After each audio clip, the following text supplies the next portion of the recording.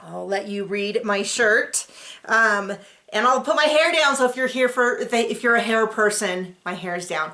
Nice and clean. My name is Nikki Haverstock. I am a self-published author with 14 cozy mysteries out and 3 short stories. All available on Amazon, links below. This is the AuthorTube portion of my YouTube channel. And today I'm going to talk about Vanity and Predatory presses. What are they? How do you recognize them? Why they're bad? And hopefully give you enough tools to where you can tell a legitimate publisher, indie or self-publishing services from these predatory or vanity presses. And people can use vanity and predatory presses kind of interchangeably. And vanity press comes from the idea of like, oh, you want to feel good, so you pay someone to publish your book, but really it's just so you can pretend to be an author. That's kind of where the vanity came from.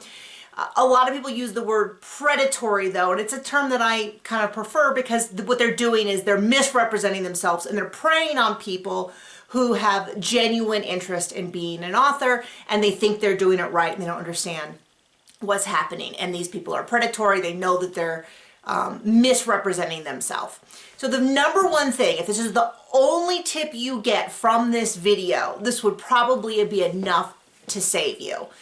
People come to me all the time because they know that I'm very open about wanting to help, and they'll come to me, even my YouTube channel, and say, I've been approached by a publisher, blank publishing, are they legit? The very first thing, because there are thousands and thousands of, a lot of these companies, they come up, they might have 20 different names. That way they can get in as many, they can scam people as much as possible, that they have different attempts. A lot of times they'll close their doors and reopen, not even literally close their doors, they'll just metaphorically close their doors and pop up with new names. I'm going to give you 2 huge resources. The easiest, the simplest one, and this is going to sound like I'm making fun of you, and I swear I am not, because this is exactly what I do. If someone says, hey, what about page publishing? That was something that came up. I go over to my computer, I type in page publishing. A lot of times Google will autocomplete scam, vanity press, ripped off, stuff like that, reviews. So I normally put in scam and or review, and I look at the results. And I guarantee if they are, unless they are brand new, this is their first day, there will be discussions. Now, you might think, oh, so you're telling me to Google? Okay, I'm not a moron. I get it. But this is something that I don't think people realize about publishing, is because people work at home, and a majority of people have to learn over the internet. It is an amazing source for outing scam artists. So I went and I tested it, and I Googled review, or I usually do scam, because if it's a scam, it'll show up. Page publishing scam, thousands of results. Very first result is I was scammed by them, blah, blah, blah. They're a vanity press. Someone will look at that exact company and tell you why they're a vanity press, because the methodology might change a little bit.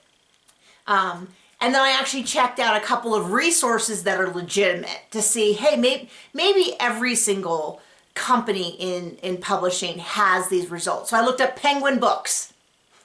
We know they're legitimate. No results, or at least, I mean, you get results, but none of them are meaningful results where it says, hey, I got scammed by Penguin Publishing. That kind of thing. So I checked out some more self-publishing options like BookBub, which is an ad that is very expensive but almost universally considered to be a useful ad to get, even if it costs, in my category, $800-ish. And there's, hundreds of results of people saying, hey, is this BookBub worth it? And then people explaining it. And I checked out Ryan Z, who is a newsletter builder provider who I have had incredible success working with. He's always been really honest. I don't use all of his services just because I don't necessarily know, but he's not a scam. He's legitimate. Same thing. I searched, no meaningful results. So the very first thing you should do is do your Google search. I know that seems like I may be talking down to you, but I get it. You don't know. If you're not in the industry, you don't really know what is Googleable, what is searchable, what is a question I can ask. Okay, so that is the first thing you should do. A second resource, and I'll try to remember to put it down in the bio, is a Facebook/blog. It's available in both forms, called Writer Beware. a lady from, I believe it's one of the fantasy sci-fi organizations, took it upon herself to create this resource that talks about scams within the industry. I follow it on Facebook. I set it a priority, whatever you do where you start it, so that it shows up, so it's always at the top if she has a new post, because it's such a valid resource, because she explains new scams as they show up. She explains if there's notorious vanity presses and they rename, she'll mention it. She'll talk about meaningful events that are happening within the industry. So that is a second resource I would recommend. Okay. Now, a vanity press or a predatory press comes in a couple different forms, and that's why they're so hard to identify, especially because they've started to adopt, like, we're a hybrid self-publishing system. So one of the things to consider is who uploads the book and owns the copyright, and what are the circumstances in which you get your copyright back. A true traditional publisher will have that written out. If they are uploading your book for you, they should be paying you, not you them.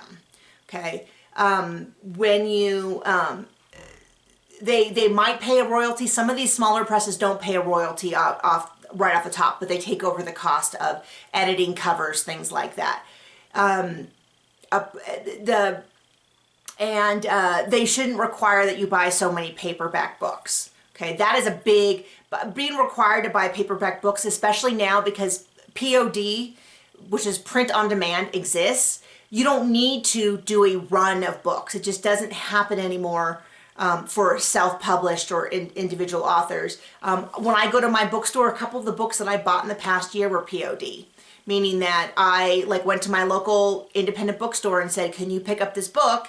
And they said, sure thing. And when I got it, it was print on demand through Ingram Sparks. So there's nothing wrong with print on demand, but if they're asking you to buy books, that is the number one red flag. If you get even one red flag, you should be investigating. You should be trying to find authors who are with them who are happy. And there are people who are with vanity presses and they're happy because they just want to get that book out.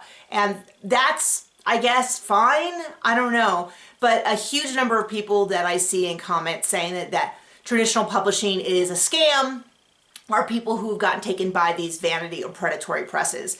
Another thing is these companies can look legitimate, they can have all the right terminologies, but you still want to review them, even if you go and you say, I've looked at their contract, it's online.